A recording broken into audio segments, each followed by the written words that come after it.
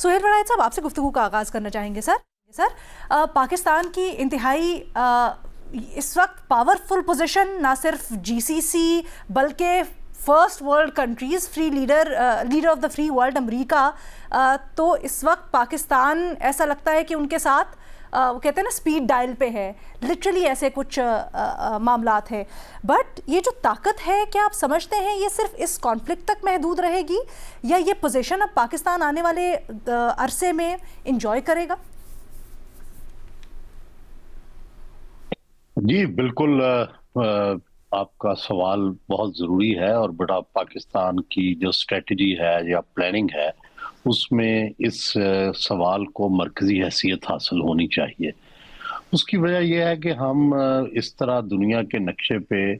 मसलन अफ़गानिस्तान जो था, अगर आप उस ज़माने के हालात देखें तो जो यूनाइटेड नेशन था उसमें जो सलामती कौंसिल की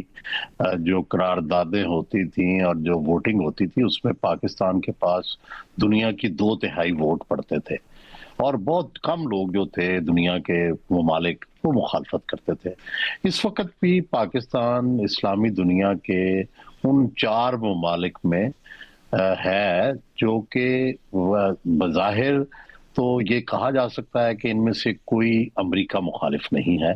और लेकिन ये चारों ईरान से हमदर्दी भी रखते हैं और ईरान के जिस तरह से ईरान को ख़त्म किया जा रहा है शायद इनके दिल पर भी वो आरी चल रही है, बावजूद इसके कि आपस की मुखालफतें ज़ाहिर है सऊदी अरब और ईरान की माजी में रही हैं, लेकिन सबको ये नज़र आ रहा है कि अगर ईरान को मुकम्मल कोई नुकसान पहुंचता है या उनके जिस तरीके से लड़ाई चल रही है अगर ये जारी रहती है तो उसके नतीजे में इजराइल को इस खित्ते में वो डोमिनेंस मिल जाएगी जो ना मिस्र चाहता है, ना जो सऊदी अरब चाहता है, ना पाकिस्तान चाहता है और ना तुर्की चाहता है। और ये जो चारों मुल्क हैं, सवाल तो यह है कि हमने इससे पहले आरसीडी का तजर्बा किया, हम इस ऑर्गेनाइजेशन ऑफ इस्लामिक कंट्रीज हमने बनाया, ओआईसी बनाया, लेकिन ये सारे बेजान घोड़े और मुर्दा घोड़े बन गए हैं। और क्वेश्चन ये है कि जब तक आज की दुनिया में आपके अंदर इकोनॉमिक कोऑपरेशन नहीं होता, सिर्फ आप डिप्लोमेटिक कोऑपरेशन करते हैं या सिर्फ इश्यूज पे इकट्ठे होते हैं, तो उस वक्त तक वो आगे नहीं चलता। आप देखें यूरोपियन यूनियन ने किस तरह अपने इकोनॉमिक इंटरेस्ट को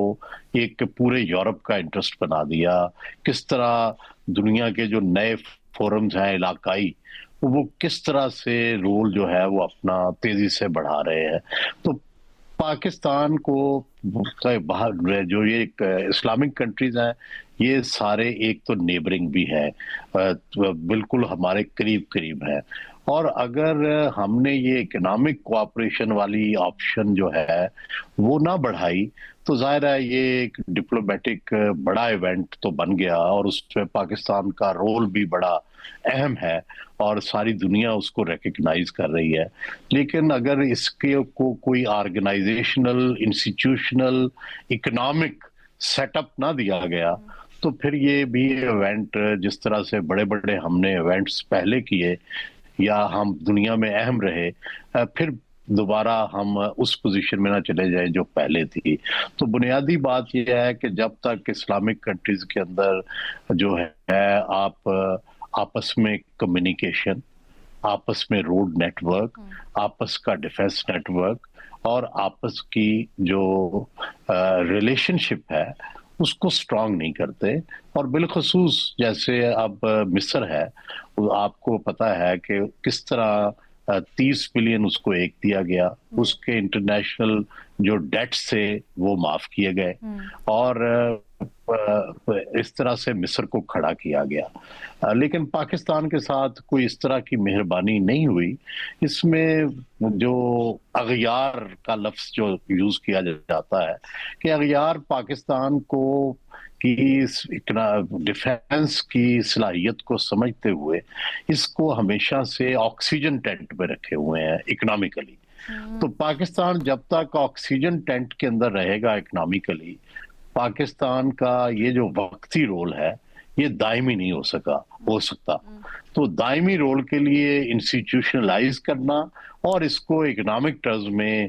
استعمال کرنا بہت ضروری ہے. سر آئی انڈرسٹینڈ یہ جو اکنامک فوائد کی آپ بات کریں، بٹ آپ نے ساتھ مصر کی اگزامپل بھی دی. کیا آپ یہ اشارہ کر رہے ہیں کہ کہیں نہ کہیں پاکستان کو اپنی گڈ ول لیوریج مصر جیسی مہربانیاں حاصل کرنے کے لیے بھی استعمال کرنی چاہیے، یا سوللی اکنامک اپنی کیپیبلٹیز سے اسٹرانگ ہونا چاہیے؟ دیکھیں اس کی وجہ یہ ہے کہ آج کی دنیا ایک گلوبل ولیج ہے. صرف آپ اپنی صلاحیتوں پر اور اپنے معاملات پر یہ کر نہیں سکتے. دیکھیں فرض کریں ہم نے ایکسپورٹ بڑھانی ہے تو کوئی ملک اس کو ایکسپورٹس کو لیں گے تو ایکسپورٹ بڑھے گی نا. ہم نے فرض کریں اپنی انویسٹمنٹ لانی ہے تو کوئی انویسٹمنٹ کے لیے تیار ہوگا تو تب ہے نا. تو یہ سارا کچھ جڑا ہوا ہے اس چیز سے جو میں نے عرض کیا ہے کہ نمبر 1 انسٹیٹیوشنلائز، نمبر 2 اس کو اکنامک ٹرمز کے اندر یوز کرنا، اور خاص کر یہ ملک جو قریب ہیں اور سارے طاقتور اسلامی ممالک ہیں ڈیفنس کے حوالے سے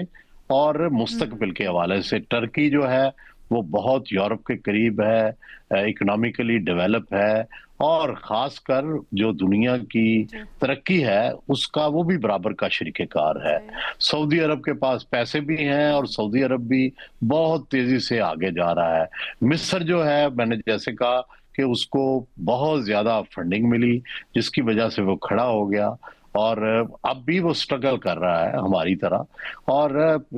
یہ ساری جو ہمارے سامنے مثالیں ہیں ان سے ہمیں اگر اس کو انسٹیٹیوشنلائز نہ کیا گیا، صرف یہ ایونٹ رہا تو یہ اپرچونٹی جو ہے یہ ہم کہیں گولڈن اپرچونٹی اس کو مس نہ کر دیں. سلیم صافی صاحب آپ کی اس کے اوپر کیا رائے ہے؟ پاکستان کو کیا اس کے اوپر اقدامات کرنے چاہیے؟ جی سی سی کے ساتھ پاکستان کی جو ریلیشن شپ ہے کیا آپ سمجھتے ہیں وہ ری امیجن ہوئی ہے اور اس کو ایک اور زیادہ تقویت مل سکتی ہے، خاص کر اگر اکنامک کوآپریشن کی بات کریں؟ سعودی عرب کے ساتھ ہمارا ابھی معاہدہ ہوا ہے، باقی جی سی سی پھر یو اے خاص طور پہ ان کے ساتھ کچھ اس طرح کی ارینجمنٹ یا کوآپریشن آپ دیکھ رہے ہیں؟ دیکھیے پہلے تو ابھی تک یہ پتہ نہیں چل رہا کہ یہ جنگ کب ختم ہوگی اور اس کا کیا نتیجہ نکلے گا، اور اس کے بعد ہی مختلف ممالک اپنے رول کا تعین صحیح طریقے سے کر سکیں گے. اور یہ بھی پتہ نہیں چلتا کہ اس جنگ کے بعد مڈل ایسٹ کی صورتحال کیا بنتی ہے، اور جو نئی صورتحال بنے گی تو اس تناظر میں ہی پاکستان یا کوئی اور ملک اپنے رول کا تعین کر سکے گا. ابھی تک جو کچھ ہے اس میں بڑی ایفرٹس ہیں اور گڈ ول ایک پاکستان نے اپنے لیے کریٹ کیا ہے اور بہت حساس کام کر رہا ہے، کیونکہ اس حساس کام میں ابھی تک صرف فیسیلیٹیشن ہے اور پاکستان کا رول صرف فیسیلیٹیشن تک رہنا چاہیے. کیونکہ ثالثی کی صورت میں اگر تھوڑی سی بھی غلطی ہو گئی، کسی ایک فریق کو غلط فہمی پیدا ہو گئی تو پھر وہ پاکستان سے ناراض ہو سکتا ہے. اور پاکستان کا کریڈٹ یہی ہے کہ اس نے ابھی تک اپنے اوپر امریکہ کے اور ایران کے اور مڈل ایسٹ کے کنٹریز کے اعتماد کو بحال رکھا ہے. تو پاکستان ایک تو ویسے بھی اقتصادی دشواریوں سے گزر رہا ہے، اور یہ جنگ ابھی تک بھی پاکستانی معیشت کو متاثر کر چکی ہے، اور اگر جنگ مزید طویل ہو گئی تو پاکستان کی معیشت کو مزید متاثر کرے گا، اور پاکستان کے لیے اکنامکلی سروائیو کرنا اور آگے بڑھنا وہ مشکل سے مشکل تر ہوگا اس صورت میں. کیونکہ اس کے بعد جو ممالک ہیں زیادہ جو ہمیں مدد کرنے والے ہیں وہ مڈل ایسٹ کے ممالک ہیں، تو ان کی اقتصادی حالت بھی یہ نہیں رہے گی، ایران کی اقتصادی حالت بھی یہ نہیں رہے گی. خود یورپ کے ممالک بھی اس وقت ان کو اپنی اپنی پڑی ہوئی ہے. تو اس ضرورت اس بات کی ہوگی کہ ہم اس گڈ ول کو کسی ایسے طریقے سے استعمال کریں کہ اپنے اقتصادی مسائل کو وہ حل کر سکیں اور آگے بڑھ سکیں۔ سلیم شافی صاحب، آپ نے جو مڈل ایسٹ کی نئی شکل کا حوالہ دیا، آپ ابھی تک جو حالات ہیں اس سے کیا تجزیہ تبصرہ کر رہے ہیں؟ کس طرح سے بدل سکتی ہے اس وقت جو پوزیشننگ ہے؟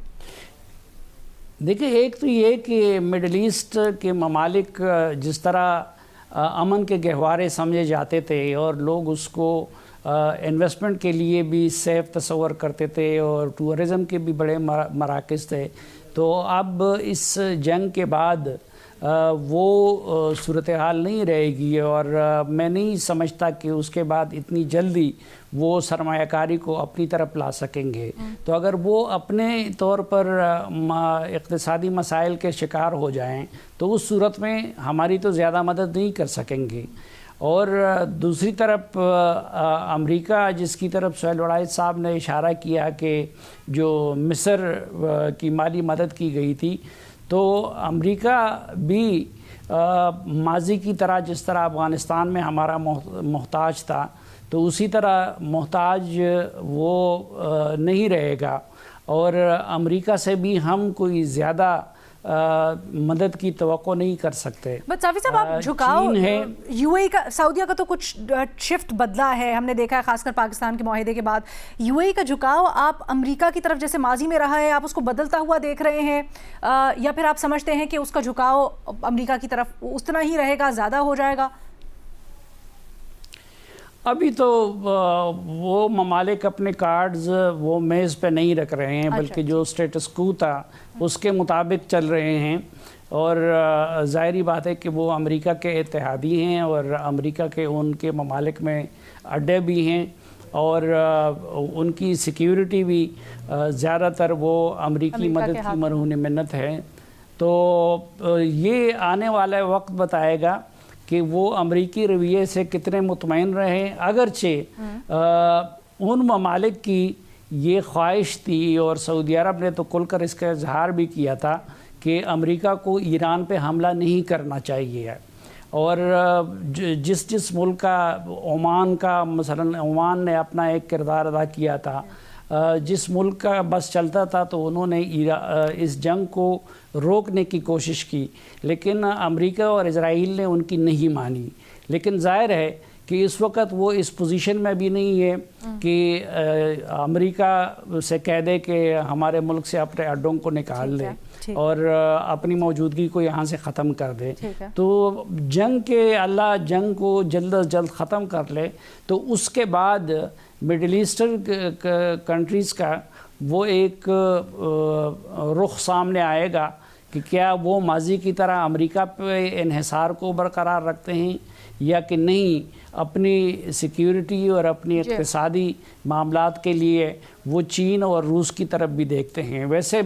ریسنٹ پاسٹ میں چین کے ساتھ سعودی عرب نے کافی پیش رفت کی تھی